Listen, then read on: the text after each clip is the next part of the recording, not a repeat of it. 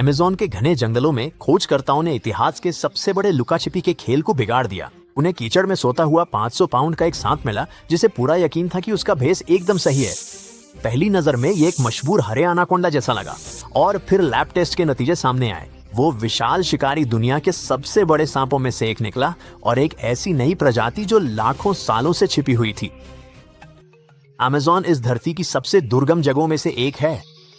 ये किसी video game जैसा है, जहां हर चीज आपको अपना शिकार बनाने की कोशिश में रहती है। यहाँ न्यूरोटॉक्सिन छोड़ने वाले मेंढक हैं, ऐसी चींटियां जिनका डंक गोली जैसा लगता है, और इलेक्ट्रिक ईल जो पास आने पर झटका दे सकती हैं। और ये तो बस शुरुआत है। लेकिन जंगल के असली राजा एनाकोंडा आ गया। वे ही हैं जो जानवरों की दुनिया में सबसे कसकर जकड़ने के लिए जाने जाते हैं। वे 15 फीट तक बढ़ सकते हैं और इतने भारी होते हैं कि एक नाव को भी डगमगा। एक एनाकोंडा इंसान के हाथ से 30 गुना ज्यादा जोर से जकड़ सकता है, और पलक झपकते ही अपने 400 पाउंड के शरीर को फुर्ती से घुमा सकता है। इसीलिए लोग यहाँ यूं ही तैरने नहीं जाते। हालांकि कुदरत को लगा कि यह काफी नहीं था, और इक्वाडोर में एक हालिया खोज के दौरान इससे भी बड़ा जीव मिला। यह विल स्मिथ के साथ खतरनाक जगहों पर आधारित एक शो के लिए नेशनल ज्योग्राफिक की शूटिंग का हिस्सा था। टीम स्थानीय वावरानी गाइडों के साथ बामेनो इलाके के अंदर तक गई, एक सुनसान जगह जहां उनका दावा था कि असली दैत्य रहते हैं। वे झूठ नहीं बोल रहे थे। नदी के किनारे एक असामान्य रूप से बड़ी मादा सांप थी। उन्होंने उसका नाम एना जूलिया रखा। वो लगभग 21 फीट लंबी थी और उसका वजन करीब 440 पाउंड था। ये एक वयस्क ग्रिजली भालू के वजन के बराबर है। वो लगभग NBA 3 पॉइंट लाइन जितनी लंबी थी, पर उसका वजन ही उसे सबसे अलग बनाता था।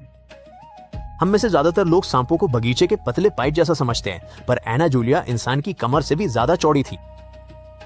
सांपों के इतना बड़ा होने के पीछे कुछ कारण हैं। नदी उनके वजन को काफी सहारा देती है, इसलिए उन्हें दिन भर जमीन पर अपना भारी शरीर नहीं घसीटना पड़ता। वे मीलों तक कैपिबारा का पीछा करने में अपनी ज्यादा ऊर्जा भी बर्बाद नहीं करते।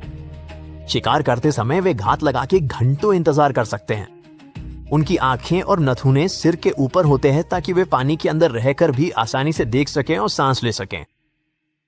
एनाकोंडा गोता भी लगा सकते हैं। वे अपने नथुनों को वॉल्व की तरह बंद करके लगभग 20 मिनट तक पानी के अंदर रह सकते हैं। वे माहौल में ऐसे घुल जाते हैं कि प्यासा हिरन बिना जाने उनके मुंह के बिल्कुल पास खड़े होकर पानी पी सकता है। आराम करते समय वे एक ही जगह पर एक दिन से ज्यादा टिके रह सकते हैं, और सांप होने के नाते वे एक बार भारी भोजन करके लंबे समय तक सो सकते हैं। हमें पता है कि ये एक मादा सांप है, क्योंकि एनाकोंडा में केवल मादाएं ही इतनी विशाल होती हैं। ये सेक्सुअल डायमॉर्फिज्म नामक एक आनुवंशिक विकासवादी प्रक्रिया की वजह से है। इसके मुकाबले नर काफी छोटे होते हैं, जो मुश्किल से 9 फीट की लंबाई तक पहुंच पाते हैं। प्रकृति ने मादाओं को विशाल शरीर दिया है, क्योंकि दर्जनों नन्हे सांपों को ढोने के लिए बहुत अधिक ऊर्जा और जगह की जरूरत होती है। और एनाकोंडा ज्यादातर सांपों की तरह अंडे नहीं देते। वे जीवित बच्चों को जन्म देते हैं, कभी कभी एक बार में लगभग 40। सांप अपने जीवन के अधिकांश समय धीरे धीरे बढ़ते रह सकते हैं। इसलिए एना जूलिया के आकार तक पहुंचने का मतलब है कि वो शायद बहुत पुरानी है, संभवतः दशकों पुरानी। हम वास्तव में किसी सांप की उम्र नहीं बता सकते। वे अपनी केंचुल उतारते हैं, और ये ऐसी चीज नहीं है जिसे ब्लड टेस्ट में दिखाया जा सके। हालांकि जो वास्तव में मायने रखता था वो DNA टेस्ट था, जिसने दिखाया कि एना जूलिया वास्तव में ग्रीन एनाकोंडा नहीं थी। DNA का अंतर भारी 5.5% था। ये सुनने में कम लगता है, लेकिन जेनेटिक्स में ये बहुत बड़ा है। इंसानों और चिंपैंजी में केवल लगभग 1% का अंतर होता है। तो ये दो सांप एक दूसरे से 5 गुना ज्यादा अलग हैं जितने हम चिंपैंजी से हैं। वैज्ञानिक इसे एक गुप्त प्रजाति कहते हैं। ये एक ऐसी घटना है जहां जानवर बाहर से जुड़वा बच्चों की तरह दिखते हैं, लेकिन जेनेटिक स्तर पर पूरी तरह से अजनबी होते हैं। कुछ उदाहरण जिनसे आप शायद वाकिफ न हो, वे हैं जिराफ। हमें वे सब एक जैसे लगते हैं, लेकिन जेनेटिक्स से पता चलता है कि उनकी कई अलग अलग प्रजातियां हैं। जहां वैज्ञानिक बड़े सांप के DNA परिणामों से हैरान थे, वहीं स्थानीय वोरानी गाइड नहीं थे। वास्तव में उन्होंने कहा कि एना जूलिया वहां की सबसे बड़ी सांप भी नहीं थी। उन्होंने लगभग 25 फीट तक के एनाकोंडा देखने की सूचना दी। अगर एक विशाल जुड़वा की खोज नहीं हुई, तो शायद इससे भी बड़े मौजूद हैं। हालांकि 25 फीट का एनाकोंडा भी यहाँ रहने वाले जीवों की तुलना में जूते के फीते जैसा है। अगर हम घड़ी को लगभग 6 करोड़ साल पीछे घुमाएं, तो अमेज़न में इससे 2 गुने लंबे राक्षस थे। ये टाइटैनोबोआ है। कोलंबिया की एक कोयला खदान में मिले जीवाश्म बताते हैं कि ये सांप 42 से 50 फीट के बीच लंबा था। ये जीव लंबा तो था ही, साथ ही अविश्वसनीय रूप से भारी भी था। जहां हमारी आधुनिक रिकॉर्ड तोड़ने वाली एना जूलिया का वजन 440 पाउंड था, टाइटैनोबोआ का वजन 1.25 टन था। ये 3 फीट चौड़े शरीर के साथ 2500 पाउंड का वजन है। एक औसत वॉलरस जितना भारी सांप, लेकिन बहुत बहुत ज्यादा शक्तिशाली। तो उन जीवों के इतना बड़ा होने का क्या कारण था? इसका जवाब है गर्मी। सरीसृप ठंडे खून वाले होते हैं, यानी उनका शरीर अपना तापमान खुद नहीं बनाता। वे बाहर के वातावरण पर निर्भर करते हैं। उस समय उष्णकटिबंधीय क्षेत्र आज की तुलना में अधिक गर्म थे। उस तरह की निरंतर गर्मी में एक विशाल सांप केवल जीवित रहने की कोशिश में ऊर्जा नहीं जलाता, ये और बड़ा हो सकता है और आसानी से सक्रिय रह सकता है। टाइटैनोबोआ शायद प्रागैतिहासिक दुनिया का सबसे बड़ा पहलवान था। इसमें जहर नहीं था, बस इसकी शक्तिशाली पकड़ थी। शोधकर्ताओं का अनुमान है कि इसकी जकड़ने की शक्ति आधुनिक ग्रीन एनाकोंडा से 5 गुना ज्यादा हो सकती है, जो पहले से ही बड़े शिकार को दबोचने के लिए काफी ताकतवर है। इसे इतना ताकतवर होना ही था क्योंकि इसका पसंदीदा भोजन मोटे कवच वाले विशाल कछुए थे। क्या ये टीरेक्स को हराने के लिए काफी शक्तिशाली था? वो एक शानदार लड़ाई होती, लेकिन नामुमकिन है। टाइटैनोबोआ गैर पक्षी डायनासोरों के खत्म होने के लाखों साल बाद जीवित था, इसलिए वे कभी नहीं मिले। प्राचीन महासागर कुछ विशाल समुद्री सांपों का घर थे। सबसे बड़े ज्ञात उदाहरणों में से एक पैलियोफिस नामक समूह से है। जीवाश्म बताते हैं कि इनमें से कुछ समुद्री सांप टाइटैनोबोआ जितने बड़े हो सकते थे, लगभग 40 फीट। वे आज के उन छोटे रंगीन सांपों जैसे बिल्कुल नहीं थे जो मूंगा चट्टानों में छिपे रहते हैं। अभी जीवित सबसे बड़े समुद्री सांप जैसे ऑलिव सी स्नेक आमतौर पर केवल 6 फीट तक ही पहुंचते हैं। पैलियोफिस के शरीर लंबे और भारी थे, जो गर्म उथले समुद्रों के लिए बने थे। मूंगा चट्टानों के बीच घूमने के बजाय वे शायद तटों और महाद्वीपीय ढलानों के साथ खुले पानी में तैरते थे। जब आप बड़े होते हैं तो आपको बड़े भोजन की जरूरत होती है, इसलिए ये सांप आदिम शार्क और विशाल मछलियों का शिकार करते थे। उनकी शारीरिक बनावट भी जमीनी सांपों से अलग थी। धारा को काटने के लिए उनके शरीर किनारों से चपटे थे और उनकी पूंछ उन्हें आगे धकेलने के लिए चौड़े पैडल जैसी थी। आज वे समुद्री दानव खत्म हो चुके हैं, लेकिन उनके दूर के रिश्तेदार अभी भी पानी में गश्त कर रहे हैं। आधुनिक समुद्री सांप आमतौर पे झाड़ू की डंडी से बड़े नहीं होते, लेकिन उन्होंने आकार के बदले एक अलग हथियार चुना, जहर। उनमें से कुछ जैसे फेन बैंडेड सी स्नेक का जहर कोबरा की तुलना में 100 गुना अधिक घातक होता है। जहर की बात करें तो अमेज़न इससे भरा पड़ा है। यहाँ बुशमास्टर जैसे 1 दर्जन से अधिक प्रकार के खतरनाक पिट वाइपर पाए जाते हैं। यहाँ ब्राजीलियाई वॉन्डरिंग स्पाइडर भी हैं, जो पृथ्वी के सबसे जहरीले मकड़ियों में से एक है, और अमेज़ोनियन बिच्छू भी। तो सवाल ये है कि क्या इनके भी बड़े और खतरनाक रिश्तेदार हो सकते हैं, जैसे ग्रीन एनाकोंडा और उसका नया खोजा गया उत्तरी चचेरा भाई? अगर 500 पाउंड के सांप की कोई छिपी हुई जुड़वा प्रजाति हो सकती है, तो कौन जानता है कि वहां और क्या छिपा है? शायद उस मकड़ी का कोई ऐसा रिश्तेदार हो जिसके पास बिल्कुल अलग महाशक्तियां हो। शायद कैमन का कोई ऐसा प्रकार हो जिसकी हमने अभी तक पहचान भी नहीं की है। एक बात जो हम पक्के तौर पे जानते हैं वो ये कि स्थानीय लोग एना जूलिया से भी बड़े सांप होने का दावा करते हैं। तो शायद हम अगले रिकॉर्ड तोड़ने वाले के बारे में जानने से ज्यादा दूर नहीं है। हम इसे एक बिना दिमाग वाली विशाल ग्रेट व्हाइट शार्क मानते थे जो सब कुछ खा जाती थी, पर अब वैज्ञानिकों ने मेगालोडन की उस छवि को पूरी तरह बदल दिया है। सवाल यह है कि क्या यह आज भी जीवित हो सकती है? ऐसा लगता है कि यह सिर्फ ताकत के दम पर चलने वाला कोई राक्षस नहीं था, बल्कि एक बेहद कुशल और अनुकूलनशील शिकारी था। यह हमारी सोच से कहीं ज्यादा समझदार था। मेगालोडन के जीवाश्मों और दांतों के नए अध्ययनों से पता चलता है कि यह शीर्ष शिकारी समुद्रों में यूं ही नहीं भटकता था। दुनिया भर में इसकी मौजूदगी बहुत ही सोची समझी थी। मेगालोडन प्राचीन व्हेल के प्रवास मार्गों पर लगातार उनका पीछा करते थे और महासागरों को एक विशाल हाईवे सिस्टम की तरह इस्तेमाल करते थे। उनके लिए यह शिकार से ज्यादा फसल काटने जैसा था। जीवाश्म बताते हैं कि मेगालोडन ने शिकार के आधार पर अपनी हमला करने की रणनीति बदली थी। बड़ी व्हेल को निशाना बनाना छोटे और फुर्तीले शिकार पर हमला करने से बिल्कुल अलग था। हालिया थर्मोडायनामिक शोध बताते हैं कि मेगालोडन एक ऊर्जा कुशल जीव था जो अपनी ऊर्जा बचाते हुए समुद्रों में तेज गति से तैरने के लिए जैविक रूप से विकसित हुआ था। यह किसी बेहतरीन मशीन जैसा लगता है जिसे जीवित रहने के लिए बनाया गया हो, जो बहुत ही अनुकूल और अविश्वसनीय रूप से कुशल हो। तो क्या इस बात की कोई संभावना है कि इसकी एक छोटी आबादी आज भी समुद्र के अनछुए इलाकों की गहराइयों में बची हुई हो? हमें यह रहस्य चाहे कितना भी पसंद हो, लेकिन समुद्र की कड़वी सच्चाई कहती है कि नहीं। क्यों? हम यह मान सकते हैं कि इस आकार के शीर्ष शिकारी को भारी और निरंतर भोजन की आपूर्ति और अपने बच्चों को पालने के लिए काफी गर्म तटीय पानी की आवश्यकता होगी। आजकल इतने बड़े जानवर को छिपाना संभव नहीं होगा। कोई न कोई तो इसे जरूर देख लेता। मेगालोडन को किसने या किस चीज ने हराया? किसी बड़े शिकारी या बुद्धिमत्ता की कमी ने नहीं, बल्कि हमारे अपने ग्रह ने। करीब 36 लाख साल पहले पृथ्वी पर हुए बड़े बदलावों और भारी जलवायु परिवर्तन ने दुनिया का नक्शा ही पूरी तरह बदल दिया। महासागर ठंडे हो गए और कुछ जगहों पर ध्रुवीय बर्फ में बदल गए।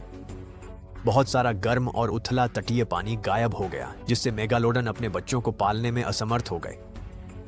उसी समय उनका मुख्य शिकार क्या था? व्हेल, जो जमा देने वाले तापमान में अच्छी तरह ढल गईं और बर्फीले पानी की ओर चली गईं। मेगालोडन बस उस भोजन का पीछा नहीं कर सके। उनकी कहानी के आखिरी अध्याय में ऐसा लगता है कि उनका विशाल आकार ही उनके लिए एक घातक नुकसान बन गया। दुनिया भर में भोजन की आपूर्ति श्रृंखला ठप हो गई, मेगालोडन भूखे मर गए और अंत में आज वे समुद्र के एक काल्पनिक जीव बनकर रह गए हैं। अब जाहिर है, आप जानते ही हैं कि अमेज़न नदी अपनी पिराना, बुल शार्क और ऐसे ही दूसरे जीवों के लिए मशहूर है, जिनसे आप कभी मिलना नहीं चाहेंगे। लेकिन दुनिया में इससे भी ज्यादा खतरनाक नदियां मौजूद हैं। उनमें से सबसे गहरी कॉन्गो कुछ हिस्सों में इतनी नीचे तक जाती है कि वहां रोशनी भी नहीं पहुंच पाती। ये इकलौती बड़ी नदी है जो भूमध्य रेखा को 2 बार पार करती है और हर सेकंड अटलांटिक महासागर में इतना पानी ले जाती है जिससे 13 से ज्यादा ओलंपिक आकार के स्विमिंग पूल भर जाएं। वाह! यहाँ तक कि सबसे अनुभवी नाविकों को भी नदी की तेज धाराओं, इसके ऊपरी हिस्से के झरनों और निचले हिस्से के प्रपातों और घाटियों से गुजरने में मुश्किल होती है। कांगो की धाराएं इतनी तेज और शक्तिशाली हैं कि वे जानवरों को भी वैसे ही बांट देती हैं जैसे पहाड़ और महासागर करते हैं। दोनों किनारों पर मछलियों की नई प्रजातियां अलग अलग विकसित हो रही हैं, क्योंकि वे दूसरी तरफ नहीं पहुंच सकती और आपस में प्रजनन नहीं कर पाती। यहाँ रहने वाली मछलियों की सबसे खतरनाक किस्मों में से एक है गोलियत टाइगर फिश। ये राक्षस जो 5 फीट तक बढ़ते हैं और 25 मील प्रति घंटे की रफ्तार से चलते हैं, पिरान्हा के रिश्तेदार हैं। उनके मुंह खतरनाक उस्तरे जैसे तेज दांतों से भरे होते हैं। इनकी मादाएं लाखों अंडे देती हैं और बच्चे जन्म से ही शिकारी होते हैं। आपके पास गोलियत टाइगर फिश से डरने की अच्छी वजह है, क्योंकि वे अफ्रीका की एकमात्र मीठे पानी की मछली है जिन्होंने मगरमच्छों और यहाँ तक कि इंसानों पर भी हमला किया है। ठीक है, वहां तैरना नहीं है। पूरी नदी के किनारे घने जंगल और कई भूखे वन्य जीव हैं, जिनमें सांप और कुछ आक्रामक दरियाई घोड़े शामिल हैं। फिर भी मध्य अफ्रीका में इसका उपयोग जल राजमार्ग के रूप में किया जाता है, इसलिए हफ्तों तक इस पर चलने वाले जहाजों में अक्सर 2000 तक लोग भरे होते हैं और वे आए दिन पलट जाते हैं। और अगर आप स्थानीय लोक कथाओं पर विश्वास करें तो डरने वाली एक और चीज है, वो जो नदियों के बहाव को रोकता है। एक डायनासोर जैसा जानवर जिसके बारे में कहा जाता है कि वो कॉन्गो नदी बेसिन में रहता है। पिछली सदी में 100 से ज्यादा बार इसे देखे जाने की खबरें आई हैं, लेकिन कोई भी इस बात का पुख्ता सबूत नहीं दे सका है कि ये जानवर असली है। 21वीं सदी की शुरुआत में एशिया की काली नदी पर भयानक रहस्यमयी कहानियों का सिलसिला शुरू हुआ था। कीचड़ के रंग के पानी के सुअर के रूप में वर्णित कोई चीज डरे हुए चश्मदीदों के सामने तैरने वालों को पानी के नीचे खींच लेती थी। ब्रिटिश जीव विज्ञानी जेरेमी वेड इस मामले को सुलझाने के लिए आगे आए। उन्होंने गौर किया कि सभी डरावनी घटनाएं एक खास जगह पर हो रही थीं, जो लगभग 4 मील तक फैली हुई थीं। ग्रामीणों ने उन्हें बताया कि ये जीव मिलने वाले सारे भोजन से बड़ा और खतरनाक होता जा रहा था। वेड ने डेप्थ साउंडर से पानी की जांच की और सोचा कि ये कोई भंवर हो सकता है। फिर उस राक्षस ने एक पालतू भैंस को पानी में खींच लिया। भैंसें बड़ी और भारी होती हैं, इसलिए जिस जीव ने उस पर हमला किया उसे बहुत शक्तिशाली होना होगा। खारे पानी के मगरमच्छ इतनी दूर अंदरूनी इलाकों में नहीं जाते और मगरमच्छों की सबसे आम स्थानीय प्रजातियां ठंडे पानी में नहीं रहती। उस इलाके में कोई बुल शार्क भी नहीं थी। अंत में वेड ने पानी के नीचे कई गूच कैटफिश देखी। उनमें से कुछ इंसानी आकार के थी। वे इन राक्षसों को साधारण मछली पकड़ने वाली छड़ी से नहीं पकड़ सकते थे, पर एक खास पारंपरिक ढांचे ने काम कर दिया। सबसे बड़ी मछली 6 फीट 7 इंच लंबी थी और एक औसत गोंज के वजन से 3 गुना भारी थी। ये एक इंसान या बड़े जानवर को मार गिराने के लिए काफी बड़ी थी। पर वेड ने बताया कि काली नदी में इससे भी बड़ी मछलियां हो सकती हैं। दक्षिण अमेरिका की ओरिनोको नदी में नाव चलाना खतरनाक है क्योंकि इसमें कुछ अजीब मोड़ और तेज पानी के नीचे की धाराएं हैं। यहाँ खो जाना आसान है, भले ही आपका जीपीएस चालू हो। यहाँ जगह जगह अचानक झरने आते हैं और बचने के लिए आपको उनसे निपटने के लिए तैयार रहना चाहिए। ये नदी दुर्लभ ओरिनोको मगरमच्छ का एकमात्र घर है और इसमें कुछ डरावनी दिखने वाली वैम्पायर मछली तैरती रहती हैं। इस पायरा मछली के मसूड़ों में नुकीले कांटेदार खंजर जैसे दांत होते हैं और उनके निचले जबड़े से 2 लंबे नुकीले दांत निकलते हैं। शायद इसे एक ऑर्थोडोंटिस्ट और कुछ ब्रेसेस की जरूरत है। क्या लगता है? ये एक क्रूर शिकारी है जो लगातार अगले शिकार की तलाश में रहता है, जो कि मध्यम या बड़े आकार की मछली होगी। अगर कोई इंसान पाइथरा को पकड़ता है तो वो अपना बचाव करेगी, जिससे कटने और काटने के निशान रह जाएंगे। लेकिन इस प्यारी मछली द्वारा किसी इंसान की जान लेने का कोई ज्ञात मामला नहीं है। खैर, ये अच्छा है। चीन की पीली नदी को इसका नाम इसके रंग के कारण मिला, लेकिन ये हमेशा इतनी पीली नहीं थी। ये पहली बार कम से कम 3 करोड़ साल पहले बनी थी और सदियों से इसने 30 से अधिक बार अपना रास्ता बदला है। दूर एक पठार से नीचे की ओर बहने वाले पीले तलछट ने इसे साफ से मटमैला बना दिया। ये बारीक पदार्थ नदी के तल पर जमा हो गया और प्राकृतिक बांध बन गए। नदी में पानी की भारी मात्रा को समुद्र तक जाने का रास्ता खोजना पड़ता है और तभी बड़ी बाढ़ आती है, जिससे विभिन्न युगों में कई लाख लोगों की जान चली गई। स्थानीय लोगों ने ऊंचे और ऊंचे तटबंध बना के समस्या को हल करने की कोशिश की, लेकिन इससे चीजें और खराब हो गईं। नदी से निकलने वाले पानी के पास अब पीछे हटने के लिए कोई जगह नहीं होगी, क्योंकि नदी का तल आसपास की जमीन से ऊंचा था। इसने नदी के मुहाने को भी बदल दिया। अब नदी को नियंत्रित करने के लिए पूरी नदी में विशाल बांध और तटबंध बनाए गए हैं। पराना नदी लैटिन अमेरिका की दूसरी सबसे लंबी नदी है और इसकी कई सहायक नदियां हैं। वे एंडीज के पास के ऊंचे इलाकों से बहती हैं और गीले मौसम में भारी जल निकासी होती है। यह नदी को एक आदर्श घर बनाता है। अंदाजा लगाइए किसके लिए? पिरान्हा। पराना के पानी में इन डरावनी मछलियों की 30 से 60 प्रजातियां हैं।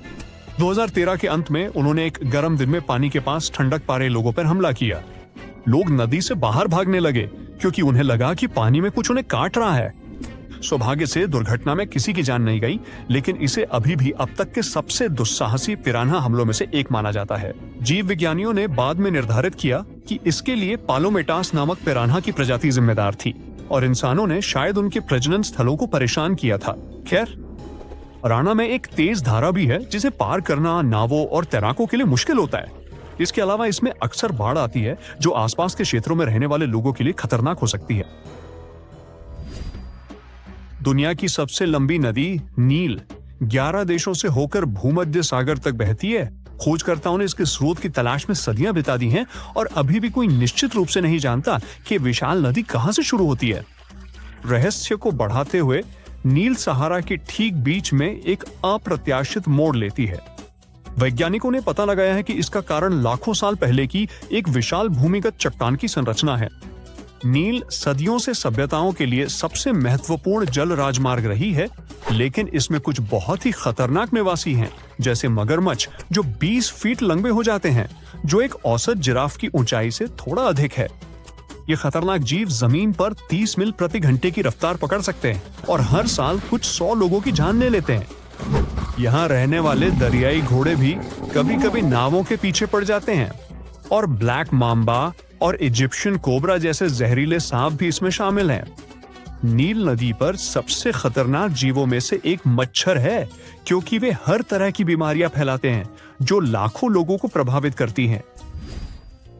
एशिया की ब्रह्मपुत्र नदी विशाल हिमालय से पानी लाती है।